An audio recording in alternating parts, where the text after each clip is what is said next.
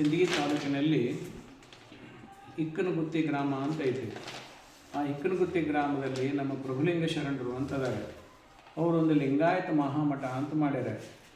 ಆ ಲಿಂಗಾಯತ ಮಹಾಮಠ ಸ್ಥಾಪನೆ ಆದಮೇಲೆ ಬಸವಾದಿ ಶರಣರ ಅನುಗ್ರಹದಿಂದ ಅವರು ಇಡೀ ತಮ್ಮ ಜೀವನವನ್ನು ಬಸವಾದಿ ಪ್ರಮುಖರ ತತ್ವಗಳ ಪ್ರಸಾರಕ್ಕಾಗಿ ತಮ್ಮ ಜೀವನವನ್ನು ಮೀಸಲಾಗಿಟ್ಟಾರೆ. ಹೀಗಾಗಿ ಇಡೀ ಬಿಜಾಪುರ ಜಿಲ್ಲಾ, ಬೆಳಗಾವಿ ಜಿಲ್ಲಾ ತುಂಬ ಅವರು ಪ್ರವಚನವನ್ನು ಹೇಳುವಂಥ ಶರಣರ ತತ್ವಗಳನ್ನು ಸ್ಪಷ್ಟವಾಗಿ, ಶರಣರ ನೈಜ ತತ್ವಗಳನ್ನು ಹೇಳುವಂಥ ಮಹಾಕಾರ್ಯವನ್ನು ಅವರು ಮಾಡಕತ್ತಾರೆ. ಅದಕ್ಕಾಗಿ ಅವರು ಫೆಬ್ರವರಿ 7, 8 2 ದಿನಗಳವರೆಗೆ ಅವರು ಬಸವ ಸಂಸ್ಕೃತಿ ಉತ್ಸವ ಅಂತ ಇಟ್ಕೊಂಡಿದ್ದಾರೆ.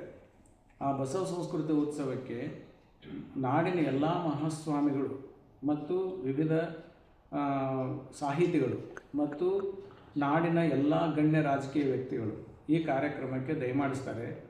ಮತ್ತು ಸಮಾಜ ಸೇವಾ ದೀಕ್ಷೆ ಐತಿ ಅವರಿಗೆ.